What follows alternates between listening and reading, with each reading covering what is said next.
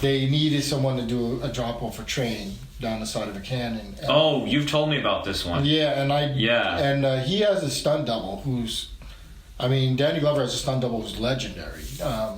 What's his name? Tony Brubaker.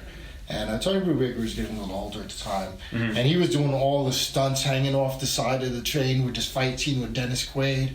And he just didn't want to do the drop, and I don't blame him, because when they flew me out to Colorado and I saw what the stunt was, I didn't want to do the drop. They're like, get a young guy to do this. That's basically what it was. You're like, maybe he could survive. And maybe this one won't die. They didn't tell you about the 5 before. Yeah, because we're hanging off, I don't know if you know, there's this thing called a snow spreader. You showed me the clip of this years ago. I still remember it. Yeah, this is the one stunt that you told me about, and it's absolutely insane. Yeah.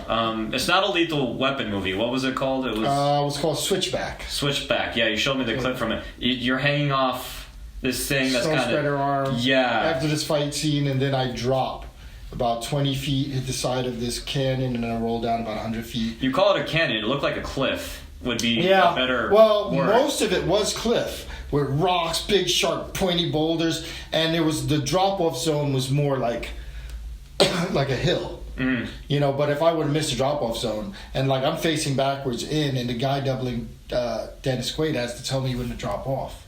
Now, that's a hell of a lot of trust. Did you know this guy? He had pretty good timing, because I did it twice, and the first time, before I did it, stunt coordinator who... he's big second unit director, I'm blanking on his name. He called the entire crew, 100 people, to the caboose of the train, and he was like, this man is about to risk his life for this movie. I don't want anybody else fucking up. And that's when my hand started trembling. And by the way, it was 10 below in the canyon, and I was already freezing, and the sun was getting ready to set. So you were worried about your reflexes too? And my hand freezing. I didn't want to use a quick release or anything like that, because it would freeze, and I wouldn't drop off at the right time. And so they had this helicopter, emergency helicopter sitting there waiting for me to do this stunt. And so that was the second thing that made me go, whoa. Yeah, when they give you a eulogy before you do the stunt. Yeah. He is a good man. He's dying. Yeah. He could die for this movie. Well, you don't have the ambulance sitting there. It's Yeah. But anyway, I did it once. The first time I did it, they thought I broke my neck. And then the stunt coordinator was like, well, we have a little time before the sun goes down. Could you do it again? And I was like, yeah. And he goes, I want you to hang from one arm longer. And I was like, okay. So it's drop down quicker. So okay. So I got up on the blade, and my hands, I have gloves on, and I have these heat pouches in them, and I'm holding onto this blade, and I'm getting ready to drop down and get ready to stunt. And then somebody goes, hold on. And the cameraman's going, I need to do this. And the stunt coordinator's looking at me. And I'm getting ready to get down off this blade, because I really don't want to do it a second time. And my hands are just starting to freeze. Oh. So he's looking at me, and the stunt coordinator goes, are you okay? And I go, if we go right now. And he's like, action. And the train just takes off, and I'm going, and I drop. And the second time I did it, they thought I was dead. Ooh. And then I come climbing back up in the rope. Why did they think you were dead? Because of the way you hit? No, when I hit, I went down like a rag doll. I hit heels, butt, and then just, I was just And, well, that's got to be the gymnastics that saved you, though. Yeah, and there was a lot of snow, but it got so cold it all turned to ice. Yeah. So it was supposed to be really soft, but it ended up being just a sheet of ice that I'm rolling down. So I was frostbitten, frozen. They put me in the back of this, this compartment of the train, and they've got all these heaters around me. And, I got back to the hotel, and I immediately went to the bar. I think it was this bar that had the boasted having, I forgot what it's called, but boasted having every beer in the world, and I think I tried to drink all of it. Yeah. Well, you can't really blame you at that point. It's you're just happy to be alive. Oh, yeah. What are some other you must have had a lot of close calls. How long were you a stuntman for? 10 years. And so I was in LA for 5 weeks, and one day I walked in the office at the gym, and a lady's on the phone, and she's like, Carlton, how tall are you? What color are your eyes? And she's like, somebody from Warner Brothers wants to talk to you. And what happened was Richard Pryor's stunt double got hurt doing a flip off a tractor trailer truck for a movie, and they couldn't find, this is not the parkour, free running, tricking, days. There weren't guys doing, there weren't guys you could find who could do this stuff. And so they were looking through the phone book. They called up this gym. I was going to say, you don't have the same build as Richard Pryor. You don't look like Richard Pryor. They just needed to find stunt double. Someone who could do it. Who could do a flip off a truck as it crashed through a wall into a lumberyard. That's still hard to find. Yeah. It's just now findable. Oh, it's still fucking crazy. I mean, there's guys that are pretty incredible nowadays, flipping around the place, tricking, off-axis stuff. It's really incredible. But they didn't have that. No, now there are systems, there are facilities where they have padded mats to simulate walls, to simulate rails, to simulate all these things. Back then, you kind of just had to be good enough to do it. And my other knowledge was I'd seen so many kung fu movies that me and my friends used to play these, do these kung fu fight scenes. And so I knew all the crazy stuff they were doing in the kung fu movies. So I went in and I did this stunt. This was my 5th week in Hollywood. Mm-hmm. I got my SAG card. The guy that told me it would take me 5 years to do it. 3 months later, his father ended up hiring me to do Coming to America. Oh, I love that movie. And then I doubled Arsenio Hall in the stick fighting scene with him and Eddie Murphy where we were doing the flips. No way, really? Yes. I've watched you a bunch of times and I never know that.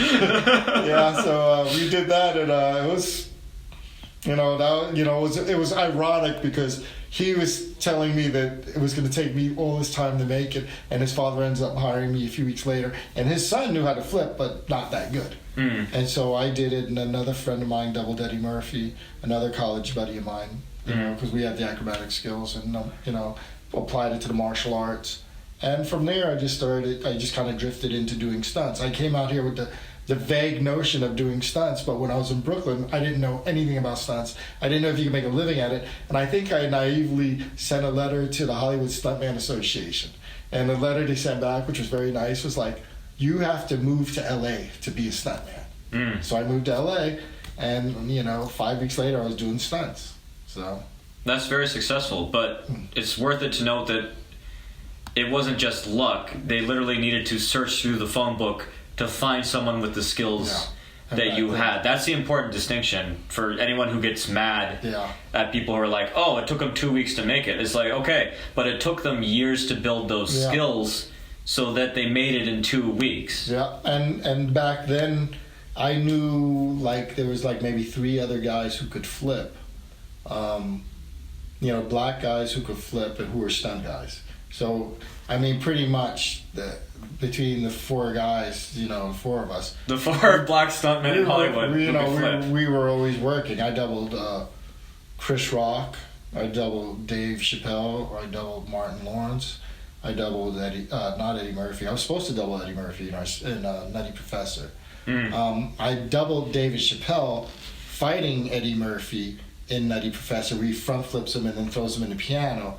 But then I was supposed to do another stunt. How do they hide this? Because you don't look like any of these guys. Oh, no. Well, and you're way too big. I was thinner then, but I muscle-wise. I still had muscle. When I saw David Chappelle, I was like, when they brought me to set and were like, okay, 2 weeks from now you're going to do a scene, and I met David Chappelle, and I didn't know who he was at the time. And I looked at him, I was like, oh my God, I'm not going to be able to eat for 2 weeks. And Chris Rock either. But I mean, when I doubled Chris Rock, I was flying out of a speeding boat back. Oh, okay. I mean, it's like, so they know what they get. If you freeze frame it, can you see your face? Or did you intentionally turn away? A good stunt person is supposed to be able to do the stunt and kind of hide their face. Mm-hmm. So, and they use wide lens. It's a quick shot. Yeah. So. And if you do the job well, no one will notice. Yeah. I mean, I think the worst double I was a really horrible double for Danny Glover. I mean, he's probably... You know what? I would think you have the closest build to him. No, is he really tall? He's pretty tall, though. He's tall, and I'm short. And it was actually funny because I was near the end when I knew I wasn't going to continue to do stunts. That was I kind of went out on a high note. I think I did some episodes of Power Rangers after that, but it was just all fight scene stuff. It was just stuff where you're a lot of the stunts. Were you in the Monsters, or were you were saying you were the putties? Oh, I did that.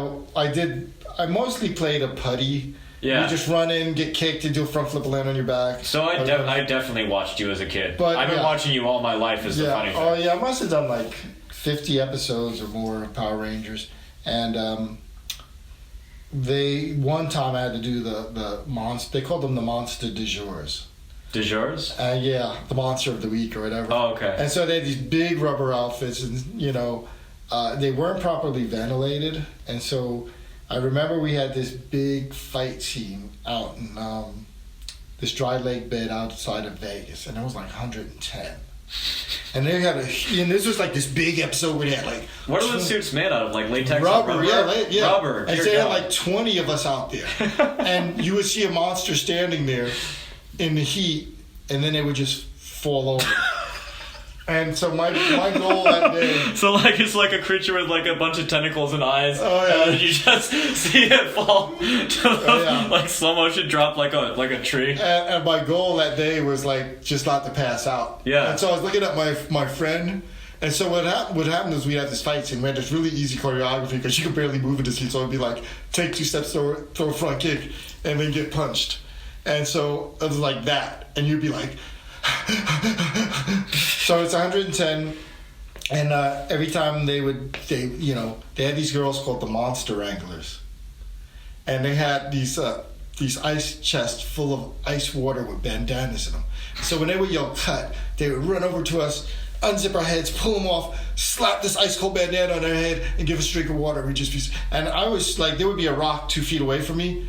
And I would be too tired to walk over to that rock and sit down. So I just would stand there. And I was looking at my friend, and my friend, they were like, I was like, are you okay? And he's like, yeah.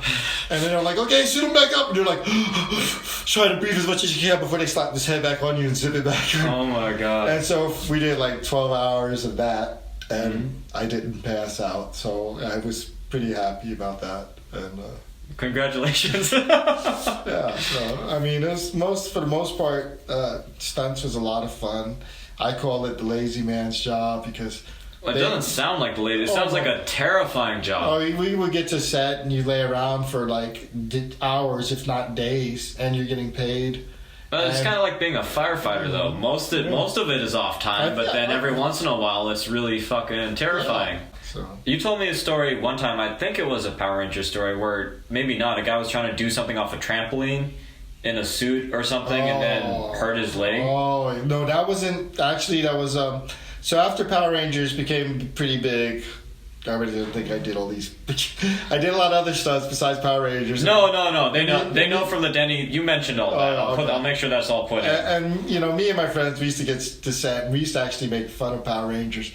And we had this stunt team, the Japanese stunt team, Alpha Stunts, and Koichi was the stunt coordinator. And I would just, we were big jackasses back then, and I'd be like, Koichi, can I come into set hula dancing? And he would go, oh, yeah, that'll be good. And so we were fooling around, and we were doing all this really stupid stuff. And we were just waiting for the producers to look at this footage and come to set and start yelling at us. And the more stupid stuff we did, they would be like, this is great stuff. And so we would just think of the stupidest things that we could do. And for a while we did that, but then at one point, I guess, they started to take Power Rangers seriously. They started because it started making a lot of money, pumping money into it, and then all of a sudden it was Power Rangers in space, and they had soldiers and and these big tanks coming through and stuff. And all of a sudden I was like, I would get to set, and I was like, whoa, this is Power Rangers. But what you were talking about is another show called VR Troopers, and that was once Power Rangers became popular, they made this other show called VR Troopers, and. I forget what you were asking me about that. The guy off the trampoline. Oh, yeah. Yes. So there was this, when you're a stuntman, you go around the sets and you hustle the stunt coordinators. You show up and you politely go, hey, I'm a new stuntman. Here's my picture and resume. And most of the stunt coordinators throw them away. Yeah. But, our stunt coordinator was really nice. And there was this nice guy. He would show up at set all the time. He was an ex-gymnast. And he had a lot of skill. And he was like the nicest guy. We all liked him. He'd hang out and have lunch with us. So then after a few weeks, we had an opening, and the stunt coordinator called him in. So we got on the show, and I was the guy who could, who did most of the flipping stuff for VR Troopers, and but I mean I've been in, I was like, I wasn't like an athlete anymore where I trained. But I could still flip pretty well. Mm-hmm. So this guy was just coming out of being a gymnast and martial artist and all that stuff. So he was, he was coming out of elite level. So he was pretty high level. But so as soon as this guy got on this, the team, his big goal was to outdo me. Oh. And we're all getting the same pay, and I was just like, look, we had to wear these things. We were these, like, the VR Trooper version of the putty was Scugs. And we had to wear these helmets that would shift around, so you started to flip, and they shift around, and you're blind. Shit. And so you can't even spot the ground. Yeah, some people would stick, like, socks up into them but I had mastered getting a small helmet and pushing my chin out when I would flip to hold it in place. All right. So so he got on set, so he's immediately trying to, like, outdo me, and I'm not in any competition with him. So he's like, "Oh, I'll do the stunt," and I'm like, we have rehearsal. You should practice doing this stuff with the helmet on. So he turns out to be a real jerk. And so we're in this alley doing a scene where this guy hits a trampoline and does, like, a front flip with a half twist over the actor's head while throwing a punch at him. So the guy goes up, is like, "I'll do the stunt," So he goes to do the stunt. He goes up really high. The helmet shifts. He lands short, and he just blows his knee out. Paramedics had to come in there to get him and everything, and he was laid up. That was the end of his career. And how many times have you seen that working in stunts? A few times. Usually people know what they're doing. I saw one guy do an air ram. Like, you step on this metal thing, and it kind of explodes you into the air, but you have to step on it like you're hitting a springboard or a trampoline with your knees bent, and then as it takes off, you have to straighten your legs. So this guy locked out his legs before the board exploded. And so explain to me what this board is. Is it like a loaded spring? It's a metal board that just jacks up when you step on it, like a spring. Like, say you stepped on a springboard and then somebody pressed a button and then the springboard went. Oh, it does it for you. Yeah, it's called an air ram because it rams you into the air. Damn. So this guy locked out his leg before the air ram went off, and so it was really So it was unfortunate. It's definitely better nowadays than it was in your days, right? Well, they're safer about. Yeah, well, there's CGI. There's wire rigging. I mean, some of the stuff I think is they go overboard on, and you should just do it. But I can understand from a safety point of view, and plus they want to get the actors doing as much as possible. Yeah, because it's such higher definition now. Yeah. All right. You don't have to say their names, but I'm curious about any martial arts celebrities and action stars, and if they could really fight, if they're really legitimate, and B, if they're awesome or if they're huge douchebags, like the story you told me before. And you don't need to mention his name if you don't want to. Okay. Let me see. Probably the biggest martial arts star that I ever worked with was Jean-Claude Van Damme. Mm-hmm. And so we worked on this fight scene, man, and it was really great because I had two big air falls, and then Van Damme breaks my arm, and I think he punches me in the neck. He kills me. I have a death scene. I think he stabs me or punches me or something. But I have a death scene. So is that something every stuntman aspires to? I wanted to. I was like, two big air falls, and then I get to die on screen. I'm like, yeah, let's do it. Awesome. So we get there at 10 o'clock at night to film the scene, and Van Damme shows up a little bit late. They show him the fight scene, and he's like, "Oh, fight scene too long. I take him out, bomb. I take him out, bomb. I take him out, bomb. I take him out, bomb. Fight over." And I think he just had a long day, and he just didn't really want to. And so that was it. But I still got a big air fall in, a really nice, fall in. I didn't get my on screen. You didn't get your death by Van Damme. Yeah, so I was a little bummed about that, but he seemed like a nice guy, and that was my Van Damme story. Actually, when the movie came out, it was called Lionheart. So I didn't even realize it was the movie until actually I was like, oh, okay, this is the movie I was in. Oh, did you get to see it in theaters? Yeah. Okay, cool. Theaters. And I knew, it was like back in those. But how much work did you put into it that was then skipped over, though? Oh, well, that happens a lot in stunts. Does it really? Yeah, that happens a lot. You work on the Coming to America fight scene between Eddie Murphy and Arsenio Hall. was a masterpiece that we'd worked on with the stick fighting. Mm. We were flipping off walls. We were flipping through, and then I'm forgetting the name of the director. John Landis. Mm.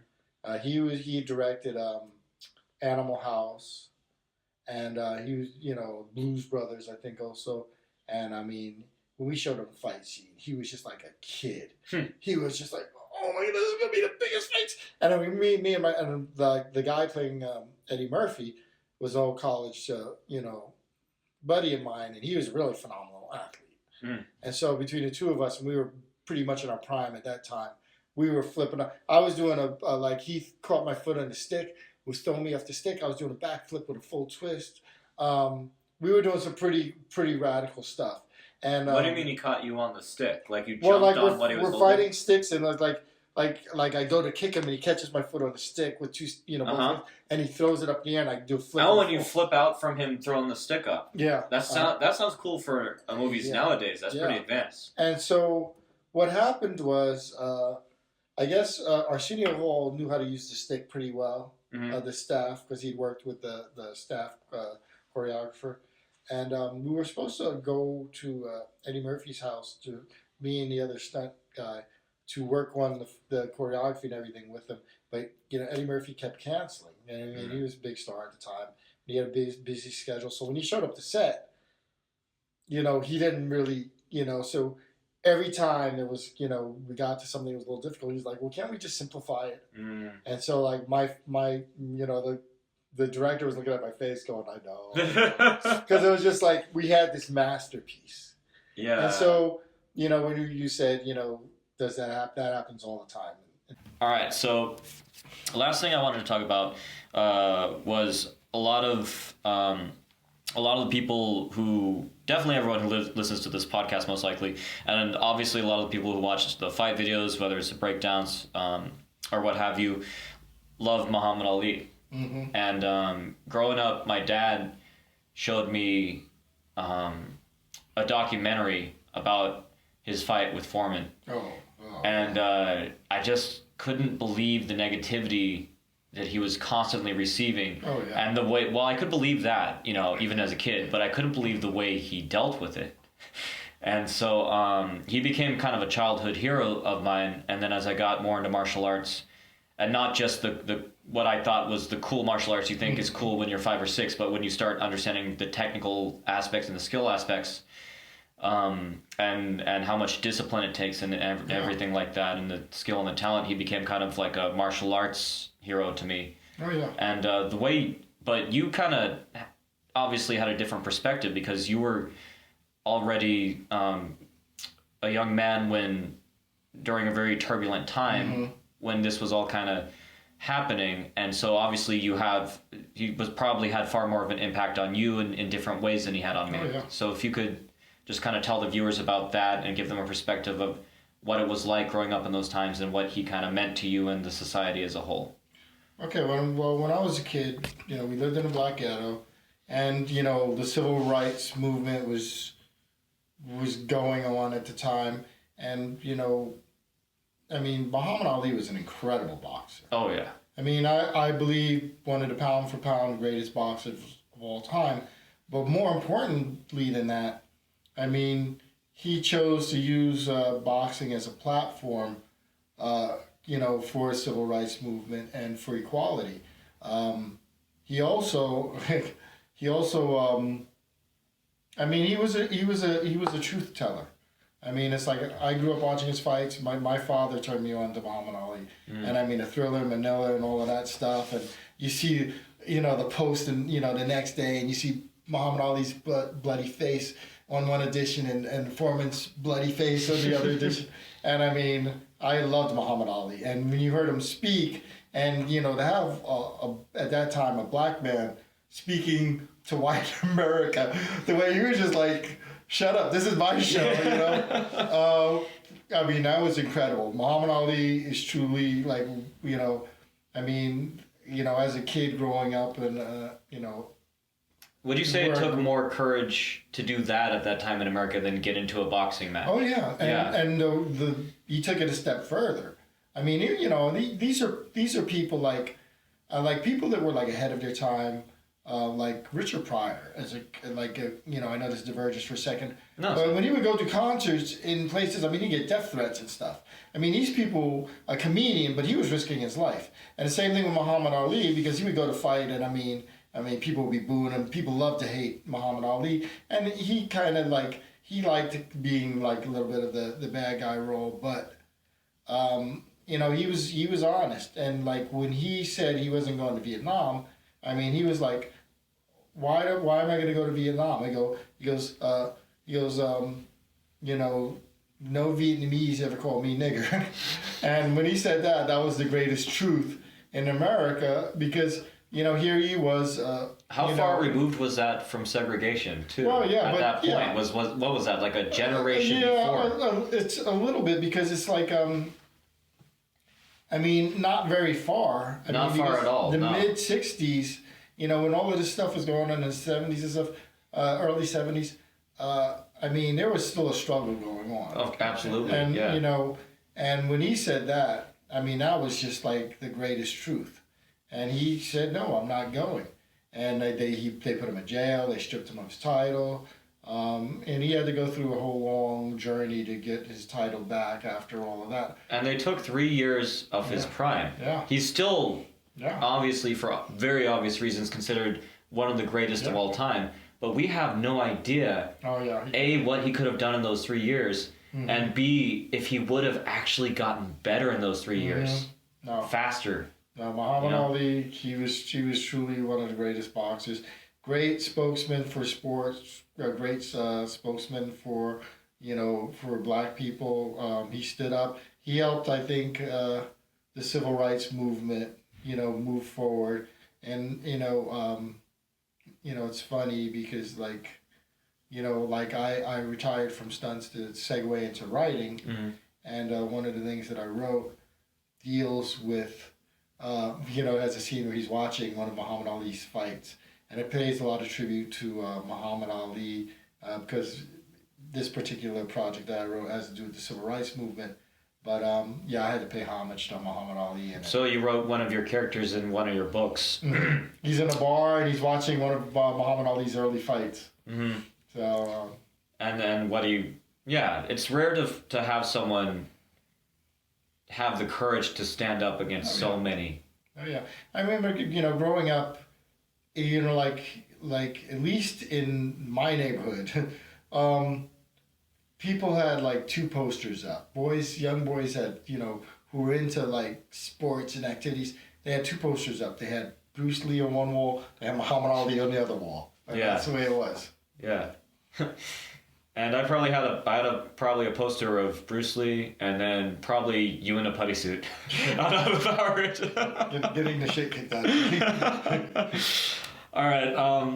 So I wanted to let everyone know that Carlton actually retired to become a writer, and he has some great books. I've read one of them. It's massively entertaining. He can write very serious stuff. He could write very kind of comic booky stuff, and he does a good job at either of those. He started a new website where he calls them microblogs, and they're very entertaining, and he talks about some of the stuff we talked about here, and I actually wish the articles were longer. So if you want to make them longer, I'd read them. And why don't you go ahead and tell kind of some of our viewers about some books they may be interested in, about your website a little bit, and we could just kind of end on that and get the information out, because it's worth getting out. I think that the book that will appeal to your audience the most is after the stunts, my first screenplay that I sold, and I think I forgot to mention this when you were asking me about action martial arts actors. The first screenplay I ever sold became a movie to star Dolph Lundgren. Oh, I love that guy. Who played what's his name? Drago. And he's in a movie with Brandon Lee, with Bruce Lee's son, that has some of the funniest but worst lines I've ever heard in my life. Well, my movie didn't turn out too well. They rewrote it, shot it in Bulgaria, and it didn't come out very well. But I met with Dolph for a few days when we were talking script notes and stuff, and he was a really incredible guy. He seems like a cool guy. But my company is called Brooklyn Apache, and the book I write genre stuff for a diverse audience. I've got like young adult novels. I've got a new adult novels, which is like college age. I just finished a college age one called Midnight Review of the Freak King. But the one that will probably appeal to your audience the most, it was originally written as a pilot for a TV show. I shopped it around town to a few places, not too many places, with a fledgling producer, and I think that was part of the problem. And I've decided to, now that I'm doing books, I'm currently adapting that into a novella series. So novellas run from anywhere from 20,000 to 40,000 words.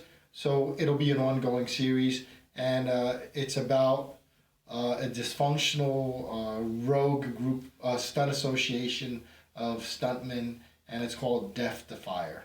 And that should about 3 or 4 months. That one, the first episode of that should be coming out, and I'll send you a shout out, e-newsletter and all of that stuff, and let people know. That sounds like a really entertaining idea. Yeah, it's kind of a black comedy, but a lot of action, a lot of fun, and it's kind of old school stunt meet new school stunts. What are they fighting crime, or what are they doing? Is it just about their day in the life? Okay, well, I'll give you a little after a death on the set, this stunt association, Death Defier, is blackballed out of Hollywood. So then they meet this Japanese businessman who has this vision of taking this old rundown amusement park and turning it into the next Universal. So the leader of Death Defier convinces this Japanese stuntman this Japanese businessman that what his amusement park needs is the most dangerous live action show in the world. So they put together this whole incredible stunt show with guns and car chases, explosions and fight scenes. This live show, and they do it for this this Japanese businessman, and they do deal with him, and then they later find out that he's a member of the Yakuza. Oh shit! And so they're in bed, they're in bed with the mob, with the Asian mob. And it's probably not as safe, I'm guessing, as they think it was initially going to be. No, because there's going to be, because being the fuck-ups to Death Defier, This sounds great. They managed to fuck stuff up along the way. This sounds like it could be a great graphic novel, too, or a TV show, or... Yeah, they need to make this shit, but I'm glad you're writing about it. Well, the novella is the starting point. We'll see where it goes from there. Awesome. And I'll make sure to tell everyone when that comes out, too. Okay. And link to all... You can find a link to all the other stuff as well underneath. And so I always sign off, I say happy training. But you could come up with your own thing if you want to. What do you want to say to them? I mean, just, keep on keeping on. Do what you're doing, martial arts, boxing, anything that makes you happy, keep doing it. All right, advice from a very successful stuntman, and good advice at that. So that does it for this episode, I guess, this podcast, and happy training. Thanks a lot.